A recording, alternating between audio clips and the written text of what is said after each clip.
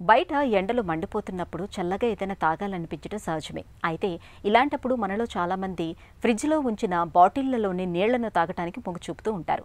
మరికొందరేమో ఫ్రిడ్జ్లోని నీళ్లు మంచివి కాదని, కుండలోని నీళ్లను తాగడమే శ్రేయస్కరమని చెబుతూ ఉంటారు. మరి ఈ రెండు రకాల వాదనలో నిజమెంత? ఫ్రిడ్జ్లో ఉంచిన నీళ్లు మంచివా, కుండ నీళ్లు మంచివా? ఆసక్తికరమైన ఈ అంశం గురించి డాక్టర్ ఏం చెబుతున్నారో ఇప్పుడు విందాం. మట్టి కుండల్లో ఏంటంటే మట్టి కుండలకి సన్న కన్నాలు ఉంటాయి, సన్న పోరస్ ఇది ఉంటుంది. మనం నీళ్లు పోసేటప్పటికి ఎండకి ఏం చేస్తుంది, అది అంత చిమ్మి పైన చెమటలాగా వచ్చేస్తూ ఉంటుంది. అదేంటి, దానికి ఇంట్రాక్షన్ అనమాట. ఈ మట్టిలో వచ్చి ఏ ఇది రాకుండా ఇటు ఎండ తగిలేటప్పటికి ఇది చల్లదనం చేస్తుంది. మళ్ళీ బయటకేమో బయట కుండకంతా తడిచడం వల్ల లోపల నీళ్ళు ఇంకా చల్లగా ఉంటాయి. మట్టి కుండలో నీళ్లు తాగడం చాలా మంచిది. మట్టి కుండల్లో ఏంటంటే ఎక్కువగాను ఇది ఆల్కలైన్ ఇన్ నేచర్, అంటే దానికి కొంచెం ఒక రకమైన రుచి ఉంటుంది.